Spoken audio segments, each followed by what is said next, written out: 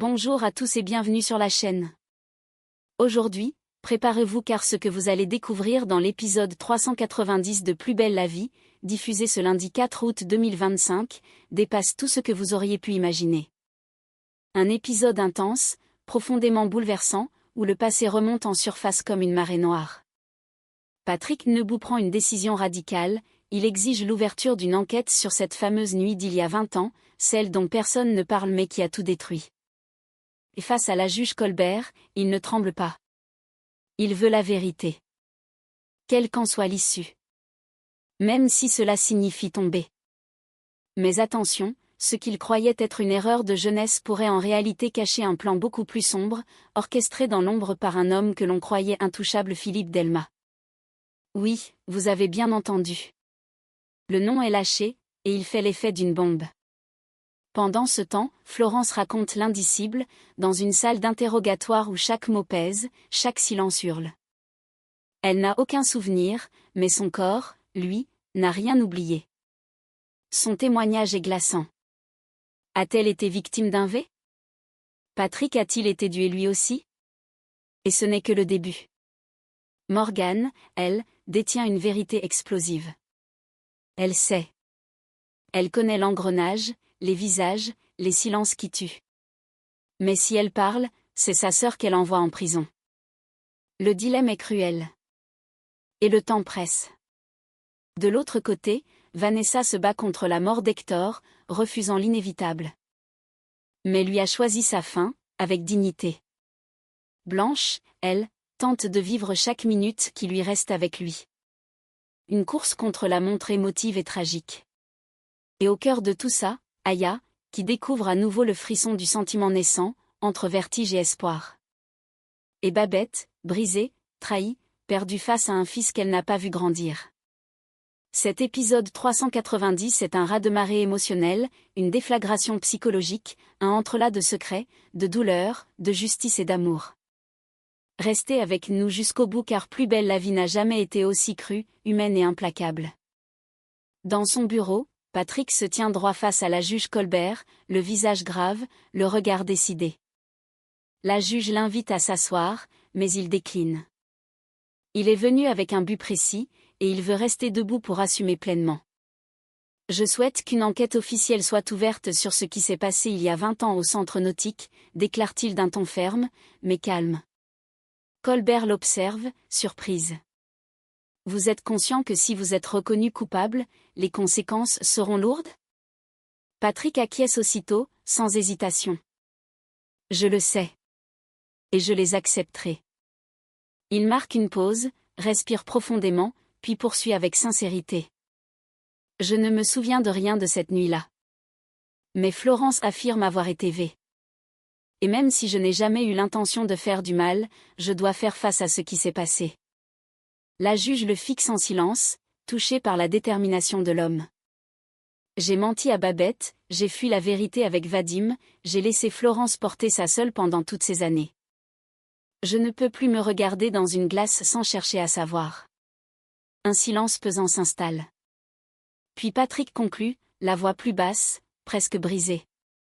Peu importe ce que l'enquête révélera. Je dois la vérité à Florence. À Vadim. À Babette. Et à moi-même. Colbert, ému malgré elle, acquiesce. Le passé va désormais être mis à nu, et Patrick, pour la première fois, affronte ces zones d'ombre sans se cacher. Dans la salle d'interrogatoire, l'ambiance est tendue mais contenue. Ariane, droite sur sa chaise, observe attentivement Florence, qui est accompagnée de son avocate, maître Alice Bataille. Cette dernière veille à ce que chaque mot soit pesé, chaque émotion contenue. Ariane relance calmement. Madame Lyotta, pouvez-vous nous redire, dans le détail, ce qu'il s'est passé ce soir-là? Notamment au moment du réveil. Florence baisse légèrement les yeux. Elle respire un bon coup, puis relève la tête avec courage. On sortait d'une grosse épreuve du concours, il y avait une soirée au centre nautique. J'étais épuisée, tendue, Patrick aussi. On a bu un cocktail ensemble. Ariane prend note. Son regard est franc, mais pas agressif. Elle veut comprendre. Un seul cocktail? Florence hoche la tête. En tout cas, moi je n'ai bu qu'un verre. Je ne me souviens de rien ensuite. Elle marque une pause. Sa voix se fait plus hésitante, plus fragile. Quand je me suis réveillée, j'étais à moitié nue. Lui aussi. Mon corps me faisait mal. Et il n'a rien dit. Il s'est habillé, sans un mot, et il est parti. Un silence pesant envahit la pièce. Ariane, troublée mais professionnelle, poursuit. Vous souvenez-vous d'avoir consenti à quoi que ce soit cette nuit-là? Non. C'est bien ça le problème. J'ai aucun souvenir entre le moment où on a bu et celui où je me suis réveillée dans cet état. Maître Bataille intervient d'une voix posée. Ma cliente souhaite rappeler que cette absence de souvenir, couplée aux circonstances, justifie pleinement sa plainte. Elle ne cherche pas la vengeance, mais la reconnaissance de ce qu'elle a subi. Ariane acquiesce, le regard durci par la gravité des faits. Chaque mot de Florence pèse lourd. Et dans ce face-à-face glaçant, c'est toute la complexité d'un traumatisme oublié qui refait surface. Dans le bureau du commissariat, l'atmosphère est lourde. Patrick est assis face à Jean-Paul Boé, les traits tirés, visiblement éprouvé. Il tente de rassembler ses souvenirs épars, mais l'exercice est douloureux. Boé, calme mais déterminé, pose la question que tout le monde redoute. Patrick, à quel moment exactement t'as perdu le fil de cette soirée? Patrick inspire profondément, comme s'il plongeait dans un brouillard épais. J'avais bu 3 peut-être 4 verres de punch. On discutait, on rigolait avec Florence. Et puis à un moment elle a pris mon verre. Elle a commencé à boire dedans. Il marque une pause, fronçant les sourcils, cherchant à reconstituer le puzzle dans son esprit. C'est à partir de ce moment-là que tout devient flou. Je me souviens plus de rien après ça. Comme un trou noir. Le vide. Boé le regarde fixement, son visage impassible, mais son regard trahit une certaine inquiétude. Tu veux dire que dès qu'elle a bu dans ton verre, t'as plus aucun souvenir? Oui. Plus rien. J'ai juste repris connaissance au petit matin, dans le vestiaire, à moitié nue. Florence aussi. Et j'ai paniqué. Je suis partie sans un mot. Il baisse les yeux, honteux. J'ai eu honte, Jean-Paul, j'ai jamais compris ce qui s'était passé cette nuit-là. Boé ne dit rien pendant quelques secondes. Il sait que ce que Patrick vient d'admettre pourrait être lourd de conséquences. Mais surtout, il comprend que son collègue est peut-être lui aussi victime d'un piège cette nuit-là. Reste à découvrir lequel et par qui. Au commissariat, l'enquête prend un tournant inattendu. Dans la salle d'interrogatoire, Patrick est assis, tendu, face à Boé et Ariane. Il sent que quelque chose d'important se prépare. Jean-Paul, après un regard échangé avec sa collègue, prend la parole. On a reçu les premiers résultats de l'analyse toxicologique sur ce que t'aurais pu ingérer ce soir-là, Patrick. Ariane enchaîne, le ton grave. Ce qu'on a retrouvé dans les traces de boisson est une substance proche de celle utilisée dans l'affaire Esteban Vaillant. Patrick relève les yeux, surpris.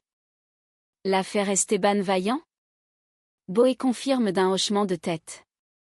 Ouais. Ce jeune prof retrouvé désorienté, dué, sans souvenir, après une soirée à l'hosto. Exactement le même tableau. Un silence s'installe. Puis Ariane ajoute, d'un ton tranchant. Et tu sais quel est le point commun entre ton histoire et celle d'Esteban? Patrick fronce les sourcils. Non. Philippe Delma. Le nom claque comme un coup près. Delma était présent aux 2 soirées, Patrick. Il était là avec Esteban et il était là, il y a 20 ans, le soir du concours où tout s'est effondré pour toi. Patrick, abasourdi, reste sans voix. Boé insiste. On n'a encore aucune preuve directe mais ça commence à faire beaucoup de coïncidences, tu trouves pas? Le doute s'immisce peu à peu dans l'esprit du commandant. Et si depuis tout ce temps, quelqu'un avait tout orchestré dans l'ombre? Aya commence à ressentir ce frisson si particulier, ce vertige léger qu'on éprouve qu'au tout début de quelque chose de beau. Depuis quelques jours, Nolan est partout dans ses pensées. Il est gentil, attentionné, drôle et il a ce charme discret mais irrésistible qui la fait sourire sans raison.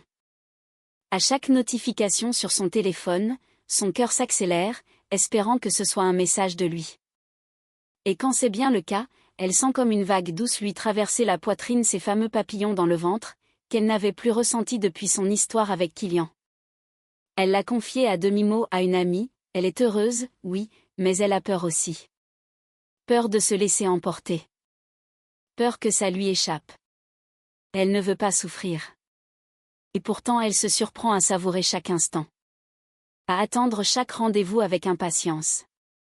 Aya le dit simplement, les yeux pétillants, je crois que je kiffe ces moments même si ça me fait un peu flipper.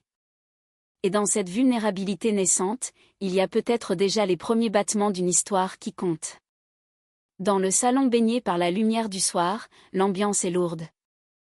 Hector, assis dans le fauteuil, regarde Vanessa avec une tendresse triste. Il vient tout juste de lui annoncer qu'il a réussi à débloquer les 11 000 € nécessaires pour financer son départ vers la Suisse. Il pensait que cela calmerait les tensions, qu'il pourrait enfin partir en paix. Mais il se trompait. Vanessa, les bras croisés contre elle-même comme pour se protéger, le fixe droit dans les yeux. Sa voix tremble légèrement, mais sa détermination est intacte. Il y a un programme expérimental, en Suède. J'ai appelé ce matin. Je peux te faire entrer. Tu pourrais encore participer à un essai. Il y a de l'espoir. Hector baisse les yeux. Il hoche la tête lentement, comme s'il reconnaissait l'effort, l'amour derrière ses mots. Mais ses paupières se ferment un instant plus longtemps que nécessaire, et lorsqu'il les rouvre, son regard est lucide. Résolu. Je sais de quoi tu parles. Je l'ai étudié, ce programme. Je suis déjà passé par là, tu sais. Mais mon stade est trop avancé, Vanessa. Il faut accepter. Non, je peux pas, murmure-t-elle, les larmes lui montant aux yeux. Elle secoue la tête, comme si cette phrase, cette réalité, était encore trop brutale à avaler. Comme si tout son corps la rejetait. Je refuse de croire que c'est terminé. Il doit bien y avoir une autre option, quelque chose qu'on n'a pas vu. Mais Hector ne bouge pas. Sa voix, posée mais ferme, vient clore le débat. Je ne veux pas survivre n'importe comment. Je veux vivre jusqu'au bout, dignement. Un silence immense s'installe. Le genre de silence qui n'a pas besoin d'être comblé. Vanessa détourne le regard, le cœur brisé. Elle comprend, au fond. Mais l'accepter, c'est une autre histoire. Le regard d'Hector est calme, mais déterminé. Il sent que le moment est venu d'être parfaitement clair avec Vanessa, même si ses mots risquent de la blesser. Il ne peut plus reculer. Je veux partir mais je veux le faire en gardant le contrôle. Vanessa fronce légèrement les sourcils, troublée par cette affirmation qu'elle redoutait sans vouloir se l'avouer. Hector poursuit, la voix douce mais inébranlable. Je ne veux pas attendre que la maladie me détruise entièrement. Je veux partir quand je suis encore moi.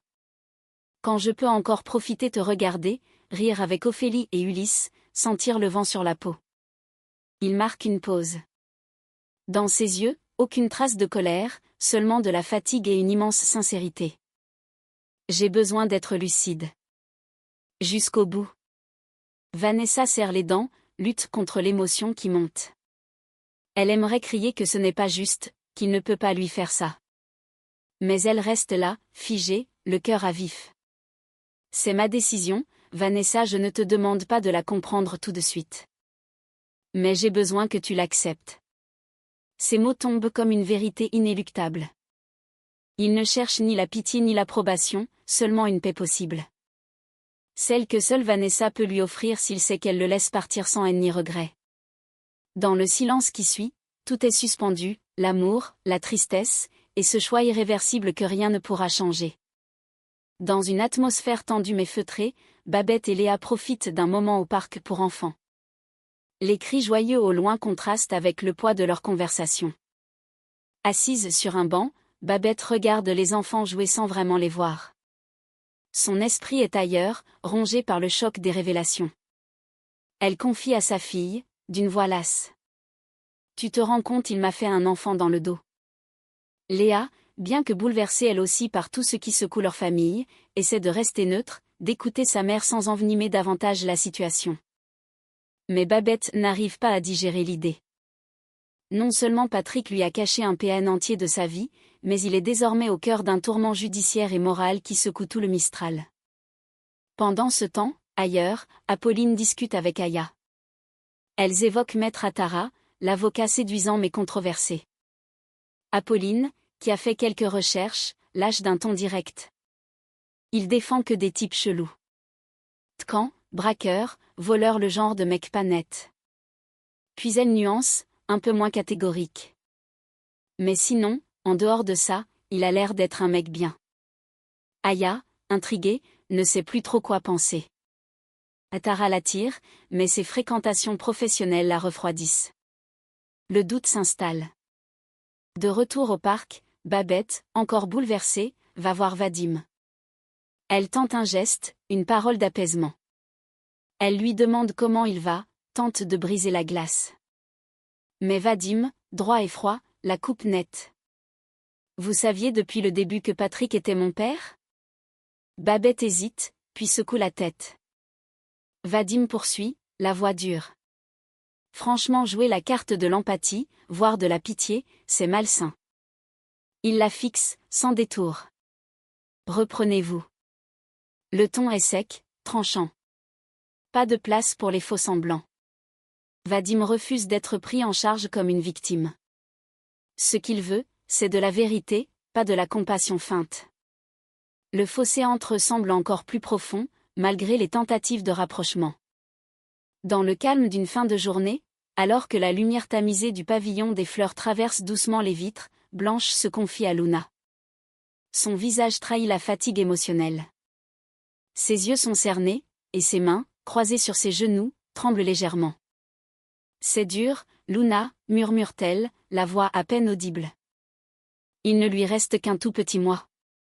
Elle s'interrompt, déglutit, puis reprend avec difficulté.